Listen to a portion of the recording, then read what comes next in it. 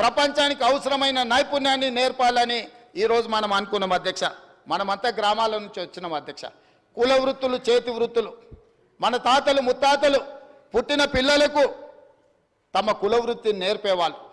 వ్యవసాయం కావచ్చు, కల్లుగీత కార్మికులు కావచ్చు, లేకపోతే మత్స్యకారుల కార్మికులు కావచ్చు, నాయి బ్రాహ్మణులు కావచ్చు, లేకపోతే మా వాషర్మెన్ కమ్యూనిటీ కావచ్చు.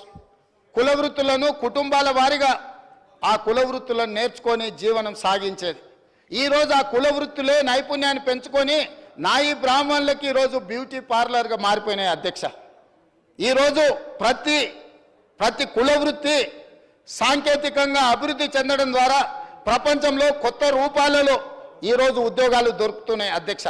అందుకే ఈరోజు గ్రామీణ ప్రాంతాలలో ఉన్న యువకులు డిగ్రీ పట్టా తీసుకొని, ఇంజనీరింగ్ పట్టా తీసుకొని బయటికి వస్తే సర్టిఫికెట్లు, పట్టాలు చేతిలో ఉన్నాయి, కానీ ఉద్యోగ అవకాశాలు దొరకడం లేదు.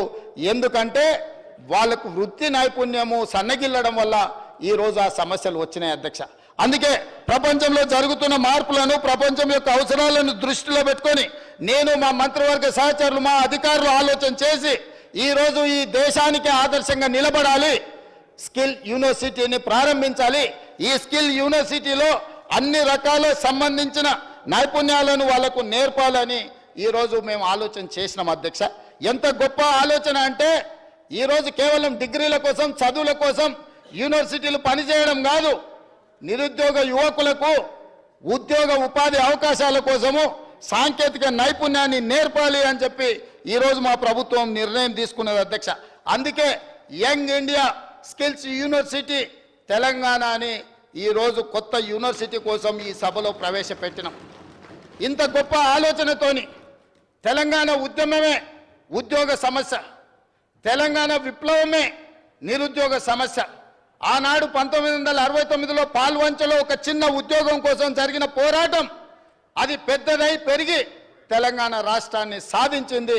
ఇవాళ తెలంగాణ రాష్ట్ర ఉద్యమమే నిరుద్యోగ సమస్య మీద, ఉద్యోగ అవకాశాల మీద నిర్మాణం జరిగింది అధ్యక్ష. అందుకే వీటన్నిటినీ దృష్టిలో పెట్టుకొని ప్రపంచంతో పోటీ పడే యంగ్ ఇండియా స్కిల్స్ యూనివర్సిటీ తెలంగాణని ఈరోజు మనం ప్రవేశపెట్టుకున్నాం అధ్యక్ష. యంగ్ ఇండియా అనే పేరు మహాత్మా గాంధీ గారు 1919 నుంచి 1931 వరకు జర్నల్ ఆయన ఒక పత్రికను నడిపినారు. స్వతంత్ర పోరాటంలో యంగ్ ఇండియా చాలా కీలకమైన పాత్ర పోషించింది. విశ్లేషణలు, వార్తలతో చైతన్యం తీసుకొచ్చి ఈ దేశ ప్రజలందరినీ కూడా స్వతంత్ర పోరాటం వైపు తిప్పి ఆనాడు మహాత్మా గాంధీ గారు నడిపించిన యంగ్ ఇండియా పత్రిక పేరే ఈరోజు యంగ్ ఇండియా స్కిల్స్ యూనివర్సిటీ పేరు మీద మనం ఇవాళ తీసుకున్నాం. మహాత్మా గాంధీ గారి స్ఫూర్తితోని ప్రారంభించుకుంటున్నాం. సాంకేతిక నైపుణ్యం స్ఫూర్తి రాజీవ్ గాంధీ గారు ఇచ్చిన స్ఫూర్తితోని ఈరోజు యూనివర్సిటీని ప్రారంభించుకుంటున్నాం.